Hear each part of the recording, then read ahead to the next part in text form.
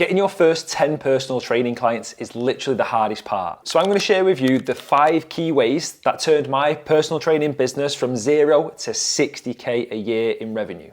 What I charged, what offers worked, the mistakes that I made, and how I built up that trust without necessarily the fanciest gym, the biggest following, or the paid ads. If you're new here and you're maybe a new personal trainer, maybe you're looking to open a gym of your own, then make sure you hit the subscribe button because I'm going to be posting videos like this one explaining the mistakes that I made, what I'm doing at the minute to grow the business, and everything personal training related in the UK. So we're gonna go from 1 to 5 in how I basically got my first 10 clients at my own private personal training studio. The first thing was I documented the whole process when I started. I purchased the lease, I then started renovating the gym basically, and I started sharing it on social media so that family and friends and people could see what I was doing. Generally, that just creates a bit of a buzz. People want to know what it is, people are interested, and they like to see that progression of the gym. So the second thing that I did was create a lowball offer. I undercut personal trainers in the local area and basically went in cheap. Now this meant I already had the buzz of the social media opening of the gym. I then had an offer of £99 for a month's private personal training, which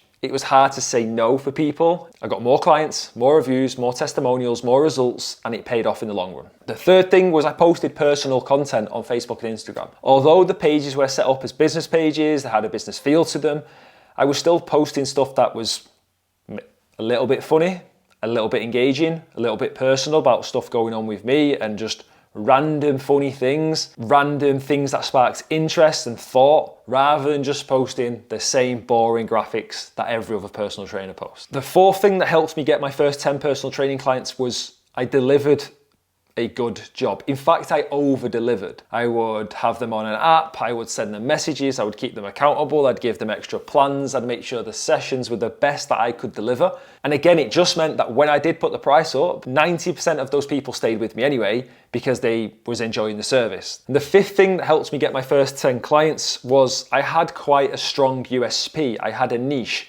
The fact that my gym that I opened was 100% private personal training. There was a few in the local area, but none of them was quite as equipped as mine. None of them were quite posting and had a presence on social media like I was able to create quite quickly. So the fact that it was private meant the content that I could deliver was quite tailored and quite specific to the people that would benefit from the private personal training. Made it much easier to sell. It was almost a no-brainer. You're gonna be there in the gym on your own. It's £99 a month, where else are you gonna get something like that? There was a few things that I would do differently, so I'm gonna list a few of them now. The first thing I did is I spent about 50 quid on leaflet drops. I'll be honest, I walked around the local area, I delivered about 200 of them, I was knackered. I probably could have paid someone else to do it, to be fair, but I didn't, and I didn't end up delivering the other 800 leaflets. They got thrown away.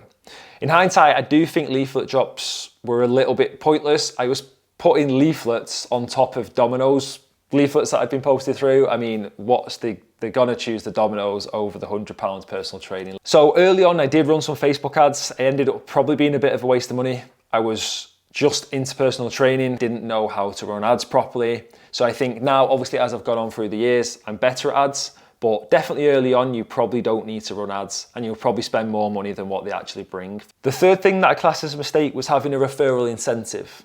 So as it was £50, when it did come off, it was a big chunk of that 99 quid for that opening offer. Although it was a low ball offer and it did work, I do think I could probably charge even another 25 or 30 quid on top of that. So in hindsight, I still probably could have got the sales that I made, even for an extra 25 or 30 quid. In terms of niching down, yes, I was private, that was the niche, but the content that I was posting, was it fat loss, was it muscle gain, was it toning up, was it women, was it fit males? It was just anyone who basically wanted a private gym. So although there was a niche there, I definitely think I could have honed in on it a little bit more. And the final mistake I made early on, although I said I wanted to over-deliver and I wanted to do a good job, I probably did overcomplicate things. I had too many PDFs, I had too many apps, I had people everywhere on WhatsApp, Messenger, Instagram, Facebook, text message.